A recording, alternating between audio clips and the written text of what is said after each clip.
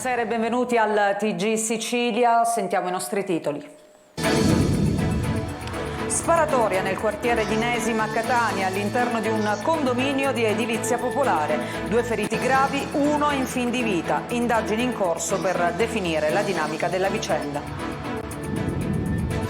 Cade da un'autocisterna e muore. Incidente sul lavoro in un'azienda del Siracusano. La vittima è un operaio catanese di 59 anni. Lampedusa al collasso, centro d'accoglienza con oltre 3.200 migranti, il quadruplo rispetto alla capienza prevista. Nuovo naufragio al largo, si cercano i dispersi. Un giardino per non dimenticare. Il comune di Palermo accoglie l'appello per tutelare Via D'Amelio, teatro della strage del 92 in cui persero la vita il giudice Paolo Borsellino e i 5 agenti della sua scorta. Il sindaco Cateno De Luca fa sgomberare il Palazzo dei Congressi di Taormina. Il quartier generale delle manifestazioni estive era privo di certificazione di agibilità. Il Film Fest prosegue secondo programma. E infine calcio, Luca Tabbiani a Catania. Orgoglioso di essere qui, dice il nuovo allenatore rossoazzurro, accolto dai tifosi con selfie e abbracci.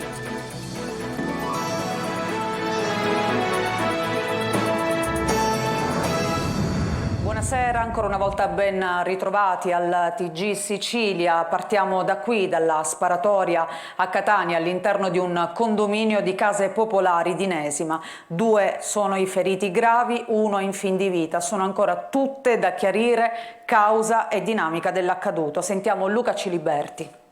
Quando sono uscita mio marito mi ha tirato entra, perché poi ho visto che era un solo boato? Sì, ma boato che pensavo perché eravamo a tavola con 3 c'è mia nipote delle gemelli, c'era un macello a casa mia. Restano al momento un mistero la dinamica e il movente della sparatoria è avvenuto intorno alle 13 nel quartiere Nesima di Catania in via Santo Cantone nelle palazzine di edilizia popolare a pochi passi da piazza San Pio X. Il bilancio è di 2 feriti gravi, un italiano di 43 anni e un cittadino di origini albanesi di 27 anni. Il primo è in fin di vita ricoverato nel pronto soccorso dell'ospedale Garibaldi Centro, l'altro ferito si trova ricoverato nel policlinico di Catania, ma non sarebbe in pericolo di vita. La sparatoria si è verificata al secondo piano di uno stabile di proprietà dell'IACP di Catania. Secondo una prima ricostruzione, la polizia, intervenuta sul posto dopo la segnalazione di un vicino di casa, avrebbe trovato il 27enne riverso sulla veranda dell'appartamento al piano terra, apparentemente con ferite da cadute. L'uomo sarebbe precipitato dal balcone del secondo piano che presentava danni alla ringhiera, come se vi fosse stato aggrappato prima di cadere. Ma dopo l'intervento del 118 si è scoperto che era stato ferito anche con un colpo di pistola al collo. Salendo in casa, poi, gli agenti delle volanti hanno trovato il 42enne a terra in una pozza di sangue con una ferita d'arma da fuoco alla testa. Dalle indagini si sta cercando di accertare il motivo della presenza dei 2 nella casa e che cosa sia successo. Dalle prime indiscrezioni pare che la discussione sia scaturita dall'occupazione abusiva dell'immobile e che potrebbe essere degenerata e culminata con una sparatoria. Sul posto è stata recuperata una pistola. Gli investigatori hanno comunque spiegato che non si tratta dell'unica pista che si sta seguendo. I poliziotti sono sulle tracce del proprietario della casa partendo dal nome sul citofono che non è di nessuno dei 2 feriti. Le squadre dei falchi hanno immediatamente battuto la zona per cercare tracce che potrebbero aprire ad altre ipotesi. Non si esclude infatti che sulla scena del crimine possa essere stata presente anche una terza persona. Non è ancora chiaro se uno dei 2 feriti sia precipitato dal balcone perché spinto, perché ferito o perché abbia cercato di sfuggire al fuoco dell'uomo che gli stava sparando. Per i rilievi e per le indagini è intervenuto il personale della squadra mobile della Questura di Catania e gli agenti della Polizia Scientifica coordinati dalla dirigente Cristina Fatuzzo. L'inchiesta è coordinata invece dalla PM Martina Bonfiglio. E parliamo adesso dell'ennesimo incidente sul lavoro in Sicilia. Il 59enne Carmelo Musumeci, operaio catanese, è morto mentre scaricava materiale da un'autocisterna in un'azienda del Siracusano. A nulla sono serviti i soccorsi perché per l'uomo non c'è stato nulla da fare. Il servizio di Francesco Aloi. Sembrava una giornata come le altre, ma così non è stato. Carmelo Musumeci, 59 anni, originario di Catania, ha perso la vita mentre era al lavoro. Tutto è accaduto in un'azienda che produce premiscelati per l'edilizia a Melilli, all'altezza dello svincolo per Sortino. Lui lavorava per una ditta esterna, era lì con la sua autocisterna per scaricare del materiale. Ad un tratto l'ha caduta dal mezzo battendo il capo. Un malore, un piede messo male. Per saperlo bisognerà attendere l'esito dell'esame autoptico disposto dalla Procura di Siracusa.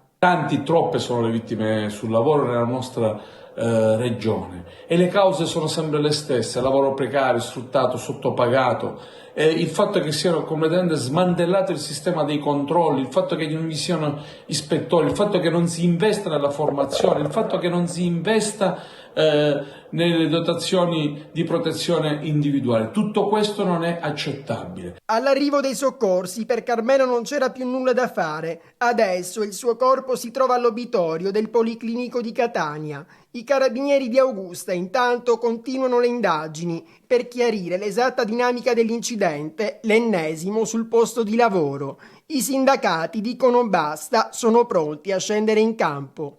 Chiediamo immediatamente alle istituzioni, alla Regione innanzitutto, all'Ispettorato del Lavoro di non restare inerme. Per questo noi nelle prossime giornate, assieme a CISL e UIL, proveremo a mettere in campo quelle iniziative affinché la Regione siciliana finalmente non si volti dall'altro lato, finalmente dia le risposte.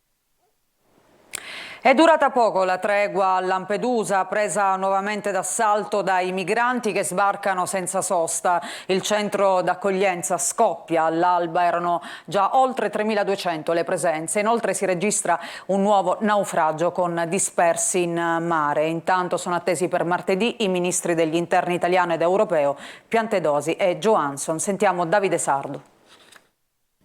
A Lampedusa proseguono incessanti i flussi di migranti, il centro d'accoglienza scoppia di presenze sfondando quota 3.000, gli ospiti all'alba erano 3.279, 8 volte la capienza prevista di 400 persone.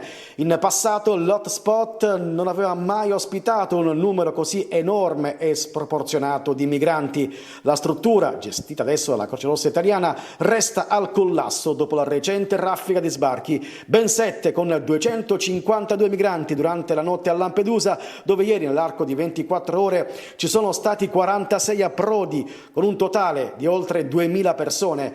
Alcuni dei 31 migranti, fra cui 11 donne e 2 minori sbarcati questa notte a Lampedusa, hanno raccontato di un naufragio che, secondo le prime ricostruzioni, sarebbe avvenuto in acque internazionali, ma non è chiaro al momento il numero degli eventuali dispersi.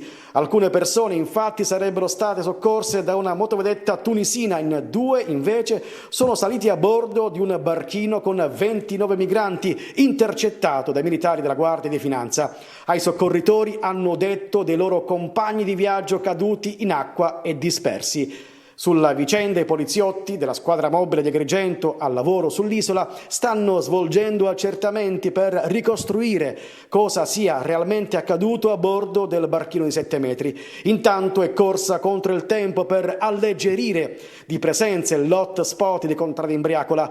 Anche oggi sono previsti spostamenti multipli con 2 navi militari. Dovrebbero essere trasferiti in 1.200, altri 450 persone invece con le navi di linea, mentre a bordo di 2 motovedette lasceranno l'isola altre 100 persone. La prefettura di Agrigento inoltre è impegnata nei trasferimenti altrove, anche fuori dall'Italia. Ungheria e Polonia si sono appena opposte alla redistribuzione obbligatoria dei migranti in Europa. E a poco o nulla è servita la recente riunione del Consiglio europeo. Nel frattempo, martedì prossimo, 4 luglio, sono attesi a Lampedusa il ministro degli interni Matteo Piantedosi ed il ministro degli interni europeo Ylva Johansson. Alle ore 10:15 si recheranno all'hotspot di Lampedusa.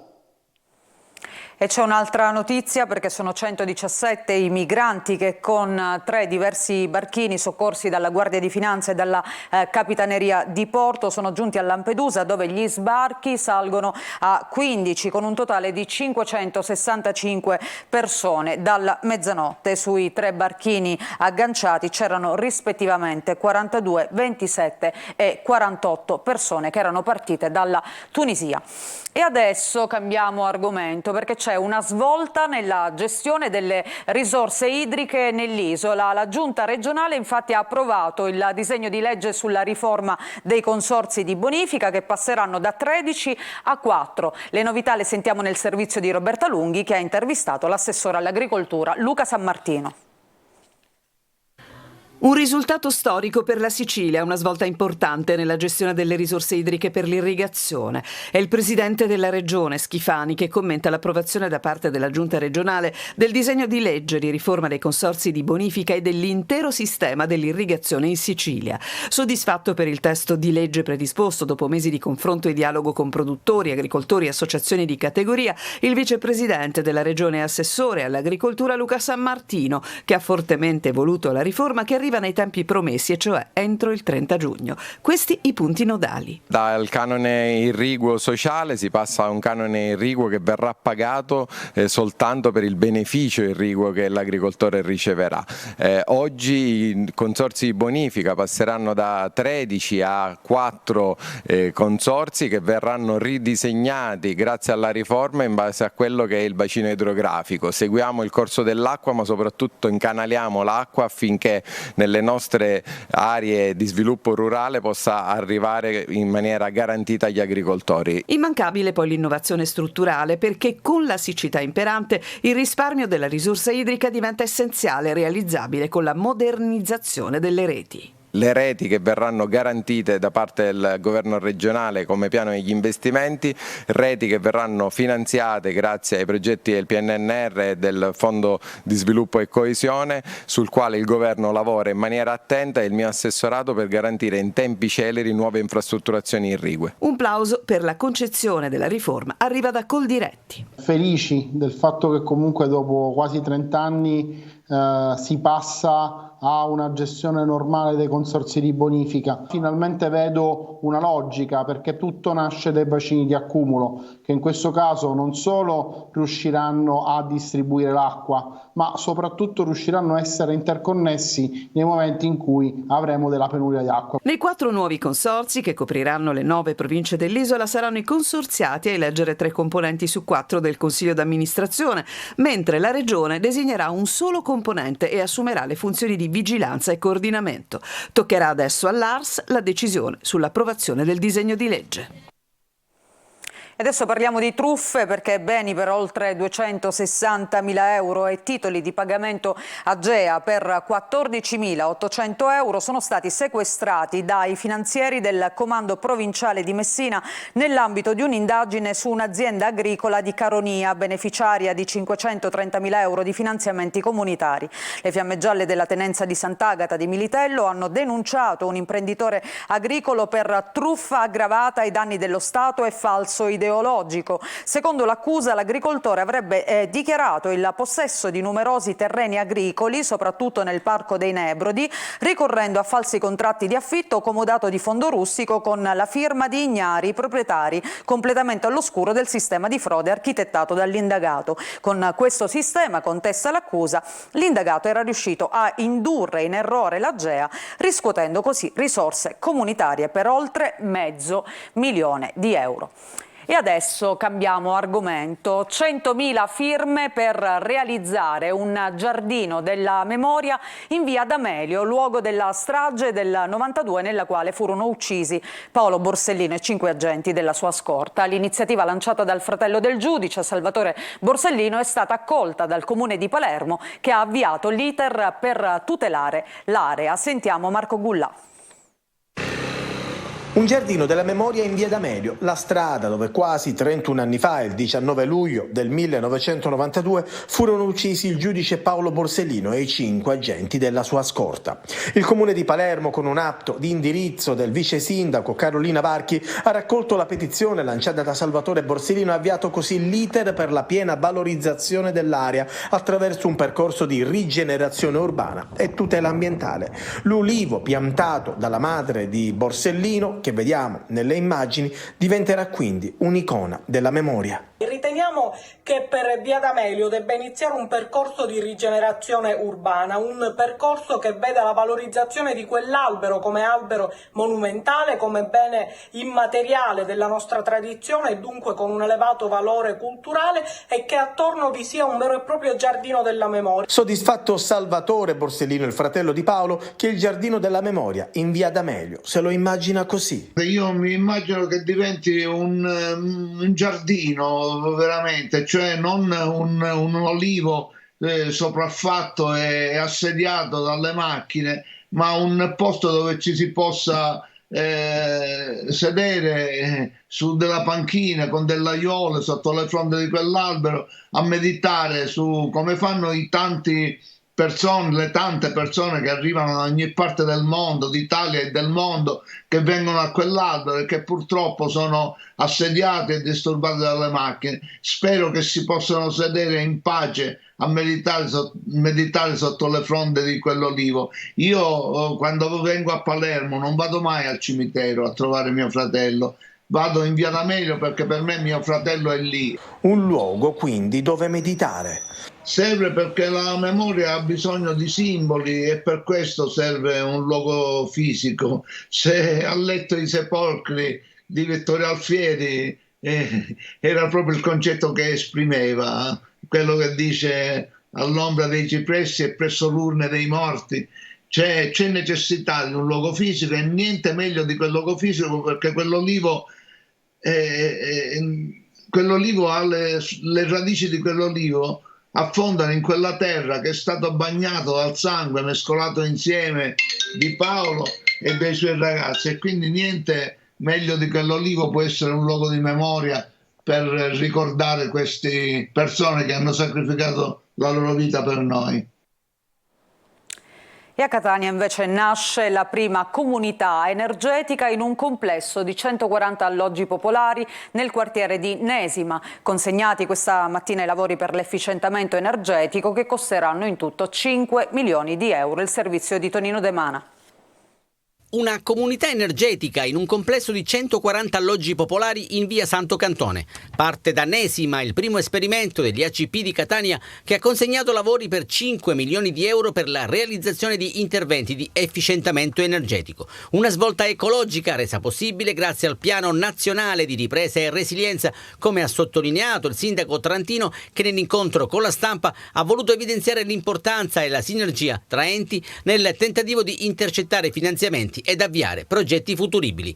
Ma il mondo va necessariamente verso uno sviluppo sostenibile, pertanto diventa necessario cominciare a pensare delle forme di autosostentamento degli edifici, e in questo è stato veramente lungimirante gli ACP. Ringrazio il Presidente Sicaldi, ringrazio tutto il Consiglio di amministrazione, perché attraverso l'attivazione di questi lavori ha permesso ai residenti di uno stabile sostanzialmente di riuscire ad alimentare di energia da soli il proprio fabbisogno e pertanto creare le condizioni per un'esistenza non solo più green, perché altrimenti sembra solo uno slogan, ma soprattutto più sostenibile economicamente. Saranno le case popolari che vedete in queste immagini ad essere avviate ad un percorso virtuoso in grado di favorire l'aggregazione e l'inclusione sociale, naturalmente senza perdere di vista l'ambiente. La comunità energetica è un'esperienza sicuramente innovativa dove il cittadino diventa produttore di energia, per cui attraverso l'attività tecnica in realtà la comunità energetica usufruisce dell'energia prodotta e nello stesso tempo si crea anche un'economia che poi le regole che verranno stabilite dal condominio potranno destinare. A Nesima il primo esperimento su Catania. A Nesima il primo esperimento su Catania città, perché anche ad Adrano la settimana scorsa abbiamo inaugurato la seconda comunità energetica. 11 gli interventi finanziati dal governo nazionale agli ACP di Catania per un totale di 29 milioni di euro. E c'è una notizia invece che arriva da Taormina, perché agenti della polizia locale hanno fatto sgomberare il Palazzo dei Congressi di Piazza Vittorio Emanuele, quartiere generale di tutte le manifestazioni estive taorminesi e punto di appoggio delle biglietterie degli eventi. Lo sgombero è avvenuto mentre è in corso, ricordiamo, il Festival del Cinema, che comunque prosegue la sua programmazione. A dare la disposizione è stato il segretario comunale Giuseppe Bartorilla, che ha anche avviato le procedure per le verifiche della vulnerabilità sismica allo scopo di ottenere la certificazione di agibilità del complesso. Non si sa adesso per quanto tempo il Palazzo dei Congressi rimarrà chiuso. Ricordiamo però che nei giorni scorsi il sindaco Cateno De Luca aveva anche revocato la concessione alla società Aditus, che gestisce gli ingressi, gli eventi e i servizi in molti siti della Sicilia orientale.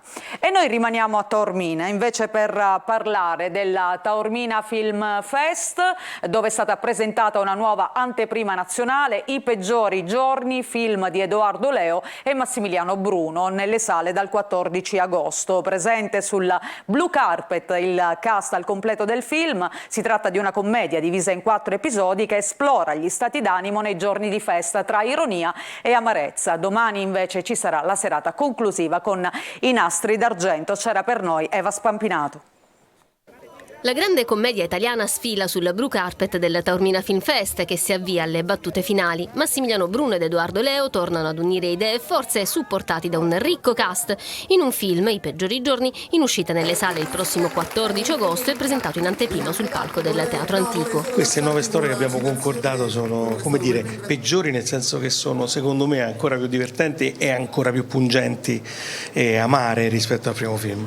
La pellicola arriva dopo I migliori giorni, 4 nuovi episodi che si svolgono durante le festività per raccontare conflitti e rivalse tra fratelli, finta solidarietà per i senza tetto, bugie e tradimenti, l'immagine degradante della donna in televisione. Anna Foglietta, ancora un Natale in famiglia? Il Natale si festeggia in famiglia e si manifestano quelle che sono le più grandi meschinità dell'essere umano. Sei venuto a piedi? In corriera, non c'ho mica l'autista come te io, Ecco la mia bella famiglia riunita. Succedono delle cose rocambolesche, ci sarà un ricatto morale in atto da parte di un padre un po' egoista che metterà alla luce quelli che sono a loro volta gli egoismi dei suoi figli. Mi serve un rene. Non ho capito che ha chiesto. Io volevo cambiarlo sto mondo. Mi vergogno tanto. Ho sbagliato tante volte ormai che lo so già. Le tue cene di Natale invece come sono? Ma per fortuna un po' meglio, insomma no, però devo dire che io amo molto partire, quindi in realtà appartengo a quella fetta di popolazione che scarta i regali e poi via, o su un aereo o su un treno o in macchina, perché mi piace molto stare fuori casa. Natale, Ferragosto, Halloween e poi il 1° maggio. In quest'ultimo episodio un imprenditore sul lastrico, Fabrizio Bentivoglio, viene rapito da un suo ex dipendente licenziato senza giusta causa, pronto a tutto per riuscire a prendere i soldi della liquidazione. In questa macro suddivisione di ruoli tra vincitori e vinti si devono riconoscere dalla stessa parte, sulla stessa barca, che è purtroppo quella dei vinti. E, insomma, hanno soluzioni diverse da proporre. E dal Teatro Antico di Taormina andiamo al Teatro Greco di Siracusa, dove successo di pubblico e applausi hanno accolto la prima di Ulisse, l'ultima Odissea, che rivisita l'opera di Omero in chiave moderna. Musica, danza e teatro si sono incontrati nell'originale spettacolo diretto da Giuliano Peparini. Sentiamo Francesca Loi.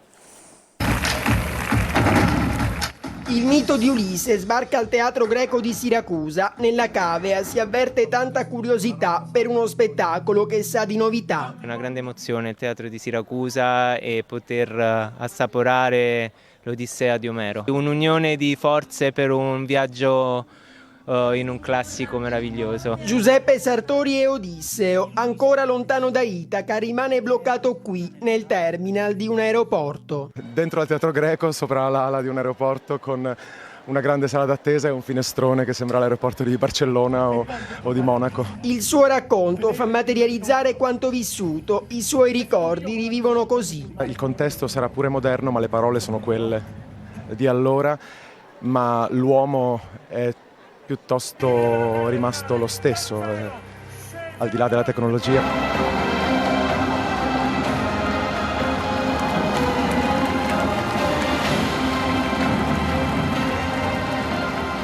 Le parole di Omero che si intrecciano con la musica e la danza, il Ciclope, Circe, Calipso, ma anche Scilla e Caridi, le tappe del viaggio di ritorno da Troia rivissute in uno scenario tutt'altro che antico.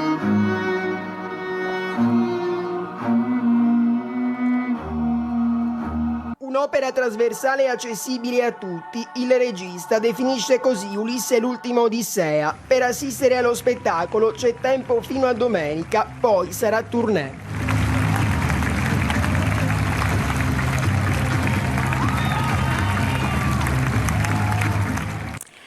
E nuovo prezioso ritrovamento invece a Segesta, seppellito per secoli da pochi centimetri di terra e dalla vegetazione nell'area dell'Acropoli Sud, è tornato alla luce un altare presumibilmente di epoca ellenistica composto da 2 raffinati elementi lapidei scolpiti. La scoperta è avvenuta nei pressi dell'edificio denominato Casa del Navarca, in una zona finora poco esplorata, nell'ambito del progetto di manutenzione e fruizione dei fronti di scavo, proprio mentre alcuni operai ripulivano il terreno da sterpaglie e vegetazione spontanea. Entrambi i reperti sono a forma di tronco piramidale in perfetto stato di conservazione e dovrebbero costituire un altare per il culto familiare e un supporto per una scultura o un elemento di finitura. E noi adesso ci fermiamo per una breve pausa, ritorniamo tra poco per parlare di calcio.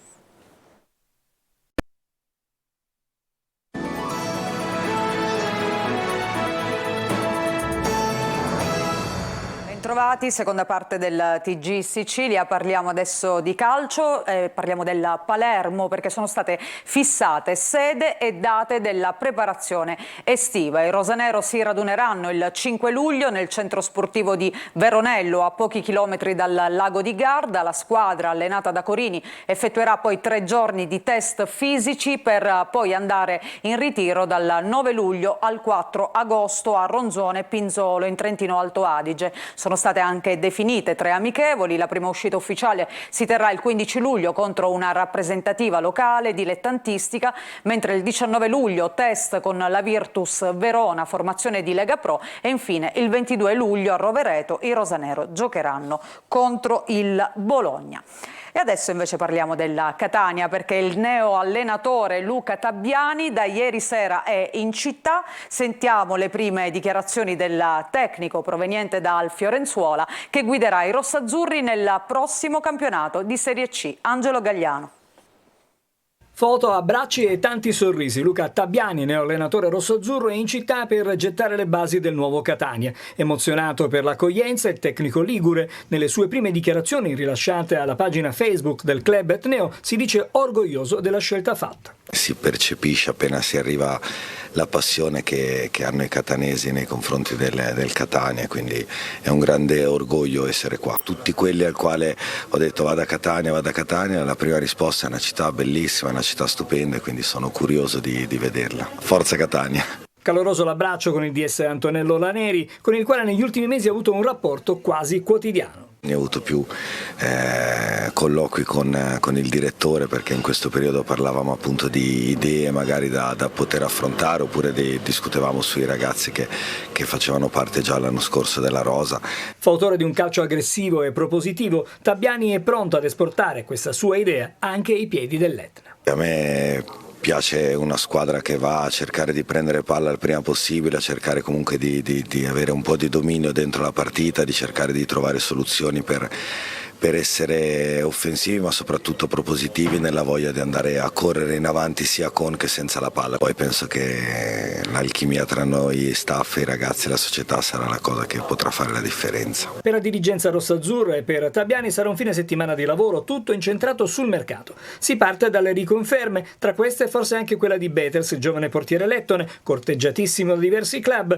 avrebbe accettato la proposta del Catania per restare in rosso-azzurro. In ogni caso il direttore sportivo Laneri lavora all'ingaggio di altri 2 portieri, ma come più volte detto la rosa del prossimo anno sarà profondamente rinnovata, una quindicina gli acquisti in programma che interesseranno tutti i reparti. Per l'attacco nelle ultime ore il Catania, nonostante la resistenza della Virtus Francavilla, avrebbe accelerato per Patierno, ma non mancano le alternative sull'agenda di Laneri che nel corso del weekend, in accordo con Tabbiani, proverà a delineare la nuova rosa. I primi tasselli del nuovo puzzle potrebbero già essere annunciati nelle prossime ore.